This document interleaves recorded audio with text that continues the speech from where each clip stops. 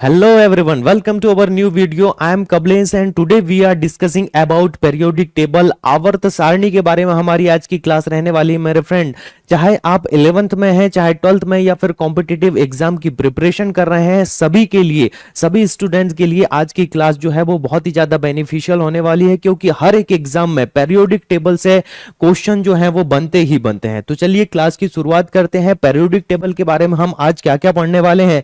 सबसे पहले हम पढ़ेंगे पेरियोडिक टेबल की विशेषताओं के बारे में कि क्या क्या इनकी स्पेसिफिक फीचर्स होते हैं। पेरियोडिक टेबल का जो वर्गीकरण है, क्लासिफिकेशन के बारे में हम बात करने वाले हैं। टाइप्स ऑफ एलिमेंट के तत्वों के प्रकार के बारे में पढ़ेंगे और आवर्त सारणी के 25 महत्वपूर्ण तत्व जो एग्जाम में मोस्ट आईएमपी होते हैं, ऐसी चीजों के बारे में हम पढ़ने वाले हैं जो एग्जाम में पूछे जाएंगे। चलिए बात करते हैं पेरियोडिक टेबल की।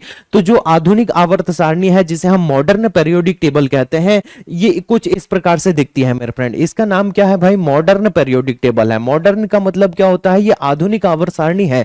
हम सभी पूरी डिटेल के बारे में बात करेंगे मेरे फ्रेंड। आप बने रहिएगा वीडियो के लास्ट तक। पेरियोडिक टेबल से एक भी क्वेश्चन आपका बाहर नहीं पूछा जा सकता। आज की क्लास अगर आप पूरी देखते हैं तो पक्का है कि आपके पेरियोडिक टेबल के पूरे नंबर जो है वो आपको एग्जाम में मिल सकते हैं। और केमिस्ट्री की शुरुआत ही क्या होती है? पेरियोडिक टेबल से होती है। केमिस्ट्री का जो बेस होता है वो क्या होता है? Periodic table. अगर आपको पेरियोडिक टेबल अच्छे तरीके से आती है तो बहुत ही ज्यादा बेनिफिट होता है केमिस्ट्री को पढ़ने में।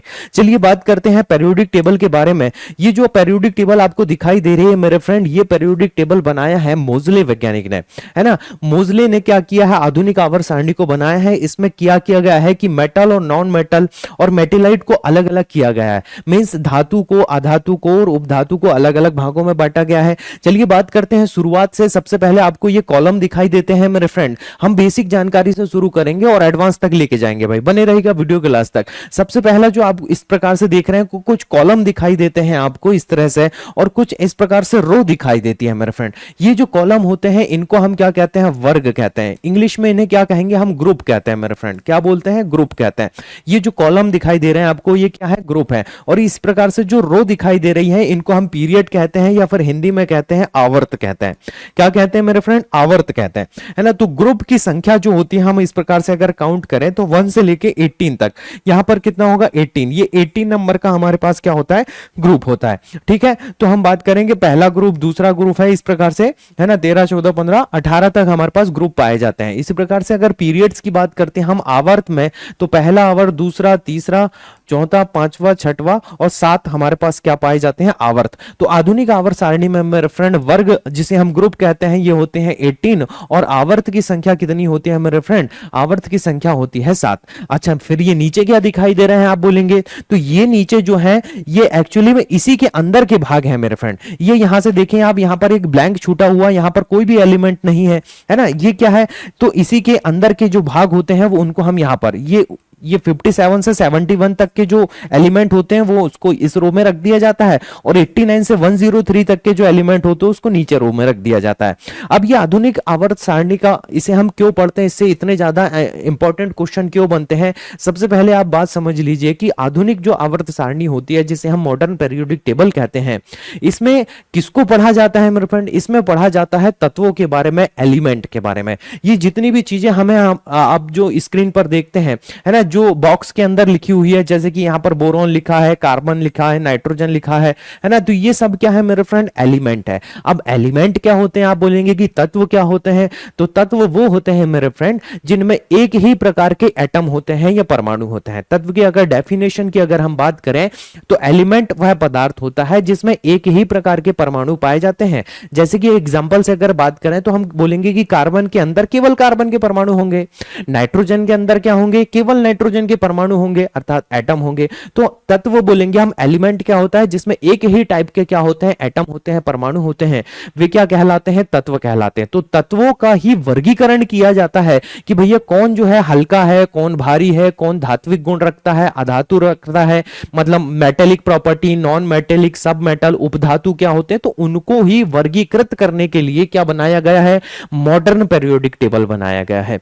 हालांकि ये जो मॉडर्न पेरियोडिक टेबल है जो आप आप स्क्रीन पर देख पा रहे हैं, ये इससे पहले जो है वो दूसरी टेबल जो है वो पढ़ाई जाती थी, है ना, जिसका अध्ययन किया जाता था, जिसे हम क्या कहते हैं, मेंडलीव की टेबल कहते हैं, मेंडलीव की पीरियोडिक टेबल कहते हैं। उसके बारे में हम आगे पढ़ेंगे।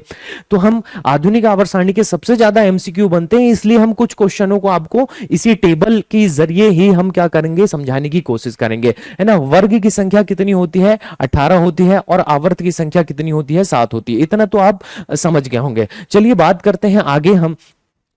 ये जो पेरियोडिक टेबल है मेरे फ्रेंड, इसको 4 ब्लॉक में डिवाइड किया जाता है। 4 ब्लॉक में कौन कौन से, तो ये जो पेरियोडिक टेबल है, जो पहला वर्ग होता है और जो दूसरा वर्ग है, इसे हम कहते हैं एस ब्लॉक के एलिमेंट। क्या बोलते हैं, एस ब्लॉक एलिमेंट कहते हैं। कौन से, ग्रुप 1 और ग्रुप 2 को। इसी प्रकार से ग्रुप हमारे पास 13 से लेकर 18 तक जो होगा, इसे हम कहेंगे पी ब्लॉक के एलिमेंट कहते हैं। क्या बोलते हैं, पी ब्लॉक के एलिमेंट। इसी प्रकार से हम बोलेंगे ग्रुप नंबर 3 से लेकर 12 तक जो पाए जाते हैं, इन्हें हम क्या कहते हैं, डी ब्लॉक के एलिमेंट कहते हैं मेरे फ्रेंड। क्या बोलते हैं, डी ब्लॉक के एलिमेंट कहते हैं। और नीचे जो दिए गए 2 रो है, इसे हम क्या कहते हैं, एफ ब्लॉक के एलिमेंट कहते हैं। कौन से, एफ ब्लॉक के एलिमेंट। तो 4 प्रकार से इसका क्लासिफिकेशन किया जा सकता है, S block, P block, D block और एफ ब्लॉक। तो इस प्रकार से इसमें कितने ब्लॉक होते हैं, 4 ब्लॉक होते हैं। ठीक है, अब बात करते हैं फर्स्ट ब्लॉक, जिसका नाम क्या है, एस ब्लॉक के एलिमेंट।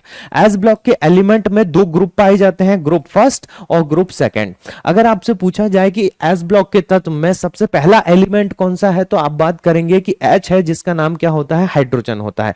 ये एस ब्लॉक का फर्स्ट एलिमेंट होता है। इसी प्रकार से ग्रुप 1 में सेकंड नंबर जो एलिमेंट है वो लिथियम है, फिर क्या है, सोडियम है, पोटेशियम है, रूबिडियम है, सीजियम है और फ्रांसियम है। हम बोलेंगे hydrogen, lithium, sodium, potassium, rubidium, caesium और फ्रांसियम, ये ग्रुप फर्स्ट के एलिमेंट होते हैं।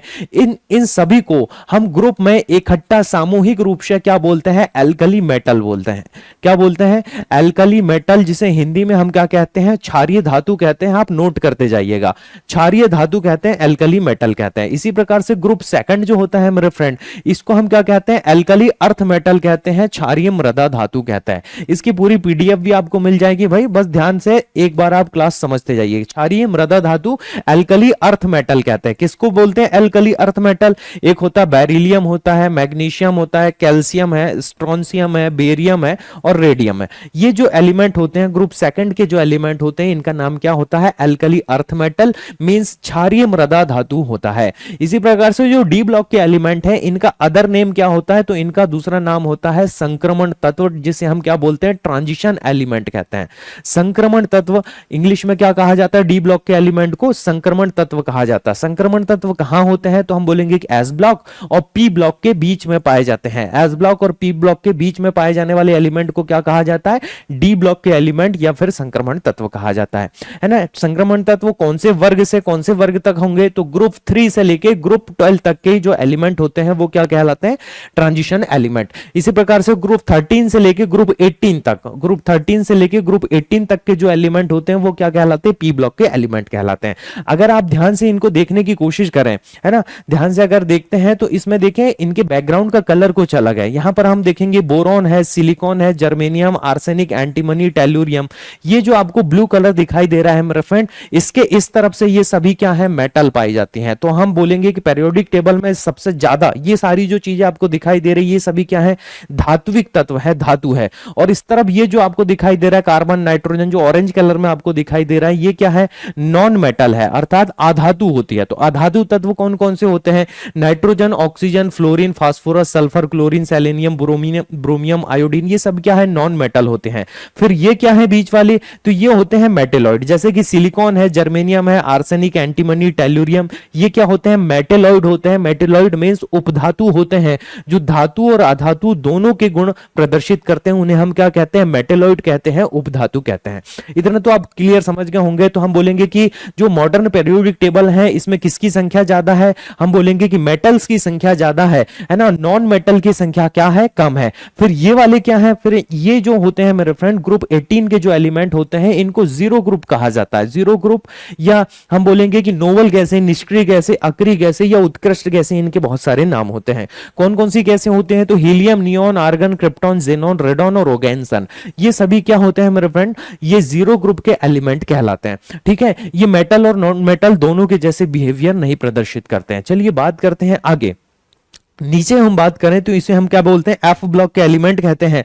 एफ ब्लॉक के एलिमेंट में सबसे पहली वाली जो सीरीज है, जो हम बात करें कि लेंथेनम के बाद जैसे सीरियम से स्टार्ट होती है वो ल्यूटिशियम तक चलती है, इस सीरीज का नाम क्या है, इस सीरीज का नाम है लेंथेनाइट। क्या नाम है, हिंदी में बोलते हैं हम लेंथेनाइट बोलते हैं, लेंथेनाइट। इसी प्रकार से नीचे वाली जो सीरीज है, एक्टिनियम के बाद वाले एलिमेंट जो थोरियम से लेके लॉरेंशियम तक होते हैं, इन्हें हम बोलते हैं क्या, एक्टिनाइट। क्या नाम होता है, एक्टिनाइट। तो दो हमारे पास एक्टिनाइट, एक्टिनाइट है ना, एक्टिनाइट।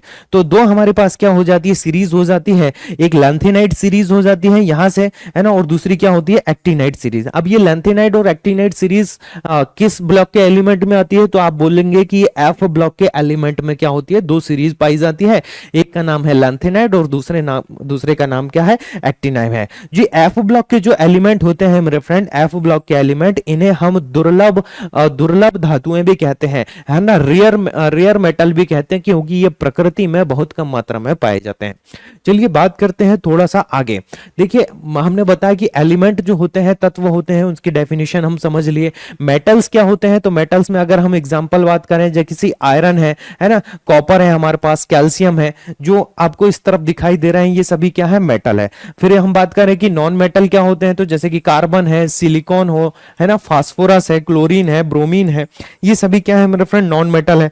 और मेटेलॉइड की अगर बात करें, जिसे हम उपधातु कहते हैं, ये कौन कौन से हो जाता है, बोरॉन है ना, आर्सेनिक है, एंटीमनी है ना, सिलिकॉन है, बिस्मथ है, ये सभी क्या हो जाते हैं, मेटेलॉइड हो जाते हैं। अर्थात जो मेटल और नॉन मेटल दोनों की प्रॉपर्टी शो करते हैं, उन्हें हम क्या कहते हैं, मेटेलॉइड कहते हैं, उपधातु कहते हैं। बात करते हैं आगे। देखिए इस तत्वों का जो वर्गीकरण हुआ, क्लासिफिकेशन हुआ, ये क्लासिफिकेशन की जरूरत क्यों पड़ी, और कौन कौन से वैज्ञानिकों ने मेटल और नॉन मेटल, और मतलब जितने भी हम टोटल एलिमेंट की बात करते हैं, तो कौन कौन से वैज्ञानिकों ने पेरियोडिक टेबल को बनाने की कोशिश की, और उन्होंने पेरियोडिक टेबल में जो एलिमेंट होते हैं उनको जमाने के लिए अपने अपने सिद्धांत प्रस्तुत किए, जिनसे हम क्या कहते हैं, नियम कहते हैं। तो देखिए कुछ नियम है, कुछ वैज्ञानिक है, जैसे पहला है डॉबे-राइनर का त्रिक नियम। इन्होंने ये नियम दिया था और ये बताया था कि पेरियोडिक टेबल में जो एलिमेंट होते हैं वो ट्राइड के रूप में होते हैं, त्रिक के रूप में होते हैं, मतलब तीन तीन के पेयर में बोले जमा देते हैं। तो इस प्रकार से इन्होंने कुछ नियम बताया था। तो क्वेश्चन पूछ लिया जाता है कि पेरियोडिक टेबल का वर्गीकरण करने के लिए कौन कौन से नियम जो है वो बनाए गए। सबसे पहला नियम कौन सा होता है, डॉबे-राइनर का त्रिक नियम। इसी प्रकार से सेकंड नियम देखेंगे, न्यूलैंड का ऑक्टेट रूल बोलते हैं, न्यूलैंड का अष्टक नियम बोला जाता है। इन्होंने 8-8 के पेयर में जमाया, इन्होंने 3-3 के पेयर में। इसी प्रकार से नेक्स्ट आता है मेंडलीव का आवर्त नियम या फिर आवर्त सारणी, अभी हम देखेंगे आगे। इसी प्रकार से जो लास्ट वाला है उसे क्या बोलेंगे हम, आधुनिक आवर्त सारणी। इसके अलावा कुछ और भी वैज्ञानिक हुए जिन्होंने क्या किया, पेरियोडिक टेबल को बनाने की कोशिश की, लेकिन इनके जो सिद्धांत है, इनके नियम है, वो कुछ काम आया और इनमें बहुत सारी कमियां या इनकी लिमिटेशन पाई गई। इसलिए ये जो सारे लॉ है, नियम है, इनको पढ़ा जाता है और इनसे क्वेश्चन भी बन जाते हैं। जैसे न्यूलैंड का जो अष्टक नियम था, उन्होंने ऐसे 8-8 के पेयर में किया था, एलिमेंट को जमाने की कोशिश किया था। देखिए यहाँ पर एक टेबल है जिसे हम क्या कहते हैं, मेंडलीव की पेरियोडिक टेबल कहते हैं। ये जो मेंडलीव की पेरियोडिक टेबल है कुछ इस प्रकार से बनाई गई थी, मतलब जो हम आधुनिक आवर्त सारणी पढ़ते हैं उससे पहले जो पेरियोडिक टेबल पढ़ाई जाती थी वो कौन सी थी, मेंडलीव की पेरियोडिक टेबल थी, और वो कुछ इस तरीके से बनाई गई थी। देखिए इसमें हाइड्रोजन जो है यहाँ पर है, हीलियम जो निष्क्रिय गैस है जो हम ग्रुप 18 में पढ़ते हैं वो इस तरफ थी, हीलियम है, नियोन है, आर्गन है, क्रिप्टॉन, जेनॉन, रेडॉन, इसको इस तरफ। हालांकि अभी के टाइम पे इनको कहां रख दिया गया है, लास्ट में रख दिया गया, ग्रुप 18 में रख दिया गया है। लिथियम, सोडियम, पोटेशियम, देखिए इनमें होता क्या था कि एक ही वर्ग में क्या कर दिया था, दो पीरियड्स ना बना के एक ही कॉलम में हम बोलेंगे कि इसमें पोटेशियम भी रख दिया, कॉपर भी रख दिया, जबकि इनके जो गुण हैं, इनकी प्रॉपर्टीज जो है जो मैच नहीं करती थी, है ना। तो इस प्रकार से ये क्या बनती थी, हम बोलते हैं कि मेंडलीव की पेरियोडिक टेबल बनती थी। देखिए आधुनिक जो पेरियोडिक टेबल होती है मेरे फ्रेंड, जिसे हम अभी के टाइम पे जो पढ़ते हैं वो कौन सी है, तो बोलेंगे आधुनिक आवर्त सारणी। कब बनाया है इसे बनाया है किसने, हेनरी मोजले ने। याद रखेंगे आधुनिक आवर्त सारणी के जन्मदाता, father of modern periodic table, उसे हम क्या कहते हैं, आधुनिक आवर्त सारणी 1913 में बनाई गई। किसने बनाया है, हेनरी मोजले वैज्ञानिक ने बनाया। इन्होंने किस आधार पर बनाया होगा, तो सबसे पहले इन्होंने बनाया था परमाणु संख्या के आधार पर। जो एटॉमिक नंबर होता है मेरे फ्रेंड, हर एक एलिमेंट में क्या पाया जाता है, एटॉमिक नंबर पाया जाता है। जैसे अगर हम एग्जांपल से अगर बात करें तो जैसे हाइड्रोजन 1 नंबर पे है, हीलियम क्या है 2 नंबर पे है, लिथियम 3 नंबर पे है, ये 4 नंबर पे है। ऐसा इसलिए है क्योंकि इनका एटॉमिक नंबर क्या है, जो जिस नंबर पे दिया वही इसका एटॉमिक नंबर है। जैसे बेरिलियम 4 नंबर पे दिया है, बोरॉन 5 नंबर पे दिया तो इसका एटॉमिक नंबर 5, कार्बन 6 नंबर पे दिया तो एटॉमिक नंबर 6 होता है ना। तो एटॉमिक नंबर के बेस पे क्या बनाया था हेनरी मोजले ने, क्या बनाया था, आधुनिक आवर्त सारणी बनाया था। परमाणु संख्या को हम जेड के द्वारा दर्शाते हैं। ध्यान दीजिएगा, परमाणु संख्या क्या होती है अगर आप पूछेंगे तो परमाणु संख्या वह होती है अगर किसी एलिमेंट के जो न्यूक्लियस होता है, नाभिक होता है, उसमें जितने प्रोटॉन पाए जाते हैं उनकी ही संख्या उसकी क्या कहलाती है, परमाणु संख्या। अगर हम बात करें एग्जाम्पल से, जैसे नाइट्रोजन का परमाणु क्रमांक 7 है, एटॉमिक नंबर क्या है, 7 है, तो इसका मतलब क्या है कि नाइट्रोजन के परमाणु में कितने प्रोटॉन पाए जाते हैं, तो 7 प्रोटॉन होते हैं। और एक उदासीन परमाणु में जितने प्रोटॉन होते हैं उतने ही न्यूट्रॉन भी पाए जाते हैं। ऑक्सीजन का परमाणु क्रमांक 8 है, तो इसका मतलब क्या है, ऑक्सीजन के न्यूक्लियस में, नाभिक के अंदर 8 प्रोटॉन होते हैं। क्लियर है मेरे फ्रेंड? तो जितने प्रोटॉन होते हैं उसी को हम क्या कहते हैं, एटॉमिक नंबर, परमाणु संख्या कहते हैं। क्लियर है? चलिए आगे बात करते हैं हम। आधुनिक आवर्त नियम पूछा जाता है एक एग्जाम में। आधुनिक आवर्त नियम क्या होता है कि तत्वों के भौतिक और रासायनिक गुण उनके परमाणु संख्या के आवर्ती फलन होते हैं, अर्थात परमाणु क्रमांक के आवर्ती फलन होते हैं। ये कई बार पूछा गया है कि तत्वों के जितने भी भौतिक और रासायनिक गुण होते हैं, केमिकल और फिजिकल प्रॉपर्टीज होती हैं, वो परमाणु संख्या, इट मींस पेरियोडिक, परमाणु संख्या को हम बोलते हैं एटॉमिक नंबर के क्या होते हैं, आवर्ती फलन होते हैं। इसे क्या कहते हैं हम, आधुनिक आवर्त नियम कहते हैं। ये नियम किसने दिया था, तो हेनरी मोजले ने आधुनिक आवर्त नियम बनाया था। चलिए बात करते हैं नेक्स्ट, आधुनिक आवर्त नियम का आधार क्या था। तो आधुनिक आवर्त नियम का आधार क्या था, एटॉमिक नंबर था, जिसे हम क्या कहते हैं, परमाणु संख्या कहते हैं। तो यही क्या था, इसका आधार बना हुआ था। चलिए नेक्स्ट करते हैं बात, क्योंकि बहुत सारी चीजें पढ़ना है इसलिए थोड़ा स्पीडली पढ़ रहे हैं, है ना। आधुनिक आवर्त नियम के हिसाब से जो आवर्त सारणी बनी उसे क्या कहा गया भाई, आधुनिक आवर्त सारणी, मॉडर्न पेरियोडिक टेबल कहा गया। ठीक है, वर्तमान में पेरियोडिक टेबल की अगर हम पूरी की बात करें तो टोटल एलिमेंट की संख्या कितनी होती है, 118, 118 एलिमेंट जो है वो पेरियोडिक टेबल में पाए जाते हैं। हमने अभी थोड़ी देर पहले बताया आपको इसमें क्या होते हैं, कुछ ग्रुप होते हैं, बोले 18 वर्टिकल कॉलम होते हैं, है ना, जो क्या होते हैं 1 से लेकर 18 तक होते हैं। ठीक है, जिसमें हम बोलते हैं कि क्षार धातु और क्षारीय मृदा धातु पाई जाती है। चलिए कुछ और स्पेशल चीजें बता देते हैं। जैसे अगर हम बात करें, इन सभी का नाम तो हमने बता दिए थे, आपको थोड़ा सा और बता देते। जैसे समूह 1 का नाम होता है क्षारीय धातु, समूह 2 का नाम होता है क्षारीय मृदा धातु। वैसे कुछ एलिमेंट इधर भी हैं जिनका नाम स्पेशल होता है। जैसे समूह 18 का जो नाम होता है, इसका नाम होता है क्या, जीरो ग्रुप बोला जाता है, जीरो ग्रुप। इसी प्रकार से नोबल गैस से भी इन्हें कहा जाता है, नोबल गैस। और इनका एक और नाम होता है मेरे फ्रेंड, इनर्ट गैस, या फिर इनको क्या कहते हैं हम, अक्रिय गैस कहते हैं, है ना। वैसे ही हमारा जो ग्रुप 17 होता है, इनका नाम होता है क्या, हैलोजन एलिमेंट जो होते हैं वो कौन से होते हैं, fluorine, chlorine, bromine, iodine, astatine, टेनेसाइन, ये क्या होते हैं, हैलोजन।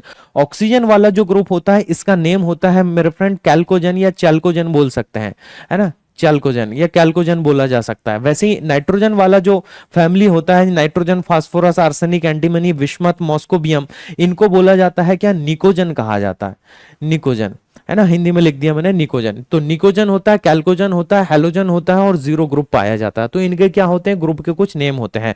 अच्छा, बाकी ग्रुप के क्या नाम होते हैं, जैसे बोरॉन और कार्बन फैमिली, तो इन्हें हम बोरॉन फैमिली या कार्बन फैमिली के ही एलिमेंट कहते हैं, है ना। तो चलिए बात करते हैं, अच्छा इनका नाम तो हमने बता दिया, लैंथेनाइड होता है और एक्टिनाइड होता है। बात करते हैं कुछ आगे जो एग्जाम में आपसे पूछा जा सकता है, विशेषताएं। आधुनिक आवर्त सारणी की जो विशेषताएं होती हैं, कौन कौन से फीचर्स होते हैं, ये बताया गया है। देखिए सबसे पहला जो आवर्त होता है सबसे छोटा होता है। हमने अभी देखा पहला आवर्त में पहले हाइड्रोजन होता है, फिर क्या होता है, हीलियम होता है, मतलब यहां से बीच में कोई एलिमेंट नहीं, फिर यहां से सेकंड वाला जो चालू होता है। तो पहले आवर्त में सबसे छोटा आवर्त होता है। सबसे छोटा आवर्त कौन सा होता है ये पूछ लिया जाएगा, तो सबसे छोटा आवर्त क्या होता है, पहला आवर्त होता है जिसमें केवल दो ही एलिमेंट होते हैं, हाइड्रोजन और हीलियम होते हैं। दूसरे आवर्त को हम क्या कहते हैं भाई, इसे दूसरे आवर्त को हम लघु आवर्त कहते हैं भाई। देखिए है ना, जो सेकंड हमारे पास रो पाई जाती है, सेकंड रो को हम क्या बोलते हैं, लघु आवर्त कहा जाता है, शॉर्ट पीरियड कहा जाता है, शॉर्ट पीरियड। इसी प्रकार शॉर्ट पीरियड में टोटल एलिमेंट कितने होते हैं, 8 होते हैं। चौथा और पांचवा आवर्त जिसे हम क्या कहते हैं, दीर्घ आवर्त कहते हैं।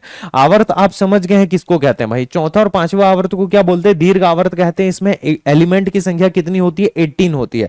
छठवां और सातवां आवर्त जो होता है ये सबसे लंबा आवर्त कहलाता है, जिसमें एलिमेंट की संख्या टोटल कितनी होती है, 32 एलिमेंट पाए जाते हैं। ठीक है, चलिए चार ब्लॉक में डिवाइड किया जाता है। बोलिए, सबसे पहले आते हैं एस ब्लॉक के एलिमेंट, फिर पी ब्लॉक के एलिमेंट, फिर डी ब्लॉक के एलिमेंट और एफ ब्लॉक के एलिमेंट पाए जाते हैं। इनके बारे में थोड़ा सा पढ़ लीजिएगा, ग्रुप में कहां से कहां तक पाया जाता है, वीडियो को पॉज करके। चलिए बात करते हैं आगे। इनर्ट गैसें, इनर्ट गैसें या फिर हम बोलते हैं अक्रिय गैसें, ये क्या होती है, इनका नाम क्या है, नोबल गैसें। कौन कौन सी गैसें होती हैं भाई, हीलियम है, नियॉन है ना, ऑर्गन है, helium, neon, argon, krypton, xenon और रेडॉन, रेगोन और ओगेंशन। ये क्या है हमारे पास, इनर्ट गैसें या अक्रिय गैसें कहते हैं। इन्हें निष्क्रिय क्यों कहा जाता है, ये भी क्वेश्चन पूछ लिया जाता है। तो इसका आंसर ये है कि इनका जो ऑक्टेट होता है, मतलब सबसे बाहरी आउटर जो शेल होता है, उसमें कंप्लीट 8 इलेक्ट्रॉन पाए जाते हैं। 8 इलेक्ट्रॉन रखने के कारण ये क्या करते हैं, किसी के साथ में, किसी एलिमेंट के साथ में ना तो इलेक्ट्रॉन ग्रहण करते हैं ना इलेक्ट्रॉन त्यागते हैं, इसलिए किसी के साथ में भी रिएक्शन नहीं करते हैं, इसलिए इन्हें क्या कहते हैं, निष्क्रिय गैसें भी कहा जाता है। इसका एक अपवाद भी है, लेकिन अपवाद यह है कि जेनॉन के कुछ यौगिक पाए जाते हैं, जैसे जेनॉन के फ्लोराइड पाए जाते हैं। तो जेनॉन एक क्या है, एक्सेप्शन इनमें पाया जाता है। इनके संयोजी कोश में, अक्रिय गैसों के संयोजी कोश में कितने इलेक्ट्रॉन होते हैं, तो आप क्या बताएंगे, अक्रिय गैसों के संयोजी कोश में 8 इलेक्ट्रॉन होते हैं, है ना। इनकी संयोजकता कितनी होती है, यह भी पूछ लिया जाता है। अक्रिय गैसों की, निष्क्रिय गैसों की ग्रुप 18 की संयोजकता 0 होती है, इसलिए इन्हें क्या कहा जाता है, जीरो ग्रुप कहा जाता है। ये अभिक्रिया नहीं करते हैं, इसलिए इन्हें क्या कहते हैं, निष्क्रिय गैसें भी कहते हैं।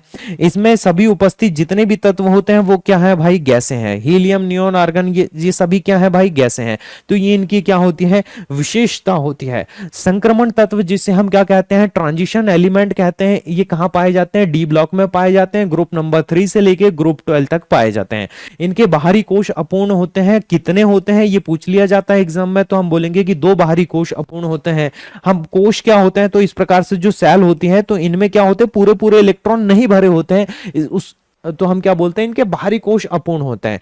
इनमें सभी में क्या होती है, मेटल होते हैं, ये विद्युत धनात्मक तत्व होते हैं। इनका दूसरा नाम क्या है, संक्रमण तत्व है। जैसे अगर कुछ डी ब्लॉक के तत्वों की विशेषता, जो पारा होता है जिसको हम Hg से दर्शाते हैं, मरकरी एक कमरे के तापमान पर क्या होती है, द्रव अवस्था में पाया जाता है। गैलियम और सीजियम को छोड़कर सभी तत्व धातु होते हैं, इनमें उच्च गलनांक और क्वथनांक होता है।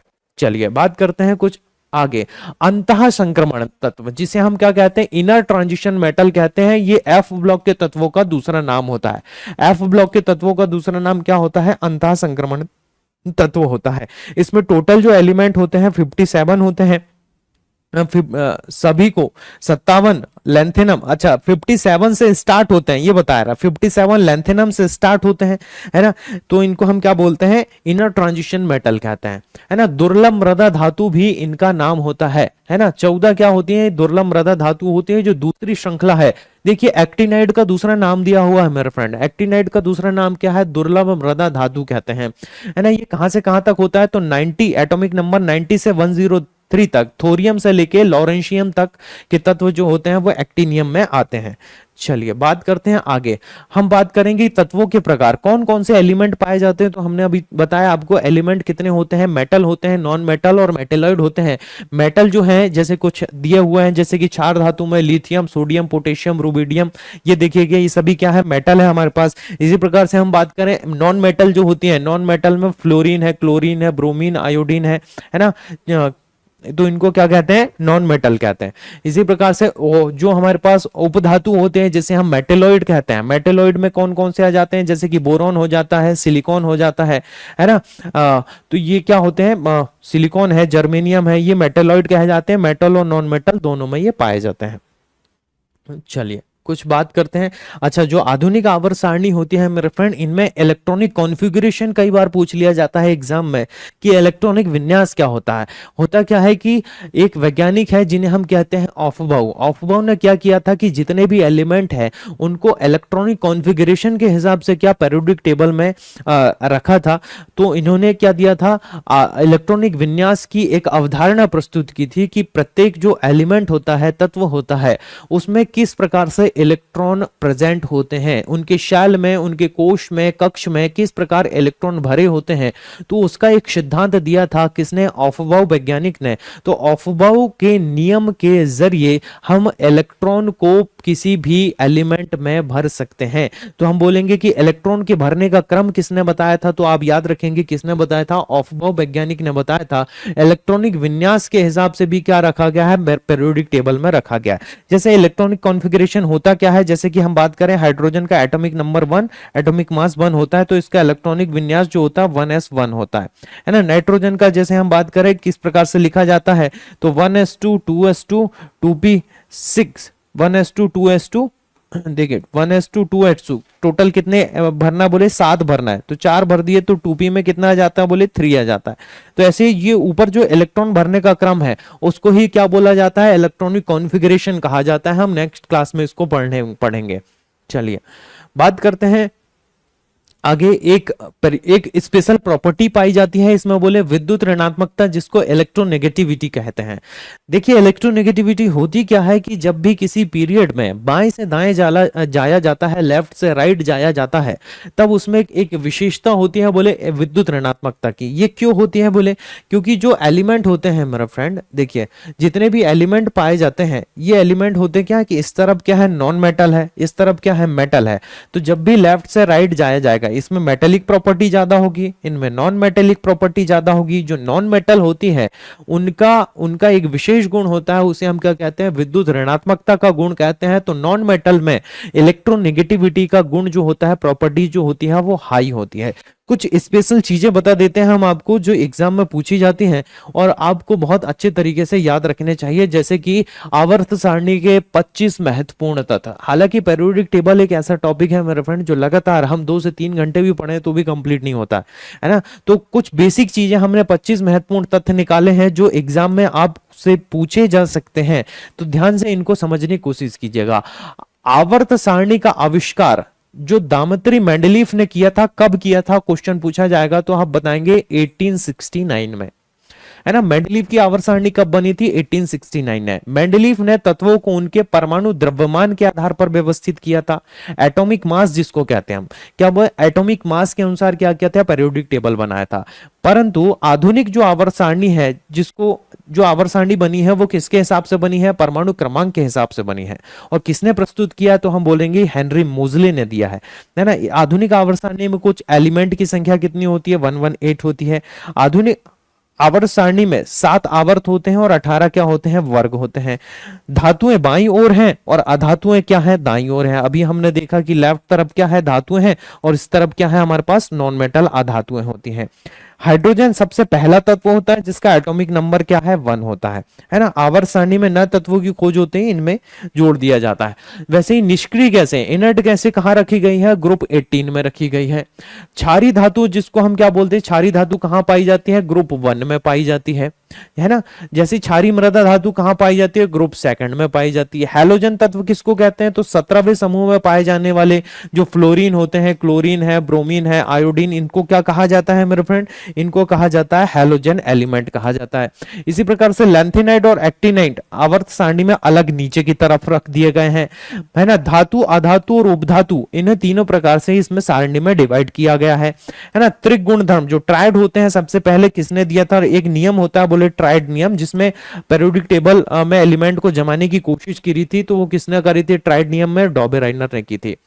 न्यूनतम परमाणु क्रमांक वाला तत्व जो होता है, धातु तत्व जिसको बोलते हैं, वो लिथियम होता है ना। अधिकतम परमाणु क्रमांक वाला जो तत्व है वो क्या है, ओगेनशॉन है, जिसका एटॉमिक नंबर क्या है, सबसे लास्ट वाला एलिमेंट जो होता है 118 में होता है। आवर्त सारणी में अधिकांश तत्व क्या है, मेटल है। आधुनिक तत्वों के गुणधर्म उनके परमाणु क्रमांक के आवर्ती फलन होते हैं, ये इसे क्या कहते हैं, मॉडर्न पेरियोडिक लॉ कहते हैं, आधुनिक आवर्त नियम कहते हैं। पेरियोडिक टेबल को एस, पी, डी और एफ ब्लॉक में डिवाइड किया गया है। एस ब्लॉक में दो वर्ग होते हैं, बोले समूह 1 और समूह 2 पाए जाते हैं। देखिए डी ब्लॉक का दूसरा नाम क्या होता है, ट्रांजिशन एलिमेंट कहते हैं। एफ ब्लॉक में लैंथेनाइड और एक्टिनाइड आते हैं। तत्वों को धात्विक प्रकृति बाएं से दाएं पर घटती है और ऊपर से नीचे पर बढ़ती है। बोले आवर्त सारणी का अध्ययन रसायन शास्त्र की नींव है, जिससे हमें पता चलता है कि जो केमिस्ट्री में एलिमेंट होते हैं उनको किस प्रकार से पढ़ा जाता है। हालांकि केमिस्ट्री में पढ़ने के लिए और भी बहुत सारी चीजें हैं, जैसे कि बॉन्ड कैसे बनते हैं, बॉन्ड के बीच में कौन सा फोर्स काम करता है, कोई भी कंपाउंड जो बनता है यौगिक बनता है किस प्रकार का बनता है, जैसे कि आयनिक कंपाउंड है, या फिर हम बोले कि विद्युत संयोजी यौगिक होता है, सह संयोजी कोवेलेंट कंपाउंड होता है, या फिर उप सह संयोजी यौगिक होता है। तो किस प्रकार से यौगिक बनते हैं, उनके बीच में बल कैसे काम करते हैं, अणु परमाणु के साथ में किस प्रकार से जुड़ता है, या आयन धनायन और ऋणायन क्यों जुड़ पाते हैं, कितने इलेक्ट्रॉनों की साझेदारी होती है, कितने इलेक्ट्रॉन का कौन त्याग करता है। तो ये सारी चीजें जो पढ़ना होता है वो केमिस्ट्री की डेप्थ में जाके पढ़ना पड़ता है। तो ये बेसिक जो चीजें हैं, सबसे पहले अगर आप शुरुआत कर रहे हैं पेरियोडिक टेबल की, तो शुरुआत कर रहे हैं तो पेरियोडिक टेबल या फिर जो भी आप केमिस्ट्री की शुरुआत कर रहे हैं तो आप कोशिश कीजिएगा कि पेरियोडिक टेबल को बहुत अच्छे तरीके से पढ़ें। अगर पेरियोडिक टेबल अगर आपको अच्छे तरीके से आती है तो केमिस्ट्री पढ़ने में बहुत ही आसानी होती है और आप चीजों को बड़ी आसानी से समझ सकते हैं। तो अगर आपको ये वीडियो पसंद आता है तो वीडियो को लाइक और चैनल को सब्सक्राइब करें। अगले वीडियो में हम कोशिश करेंगे, अगर आप चाहते हैं तो अगले वीडियो में हम बॉन्ड किस प्रकार से बनते हैं, है ना, बॉन्ड के बारे में पढ़ेंगे, और कंपाउंड जितने भी बनते हैं, जितने भी प्रकार के यौगिक होते हैं उनको कैसे पहचाना जाता है कि किस प्रकार का कंपाउंड है, आयोनिक कंपाउंड है, कोवेलेंट है ना, या फिर उपसह संयोजी यौगिक होता है। तो कंपाउंड के बारे में पढ़ेंगे, बॉन्ड के बारे में हमारी नेक्स्ट क्लास रहेगी। मिलते हैं हमारे नेक्स्ट वीडियो में।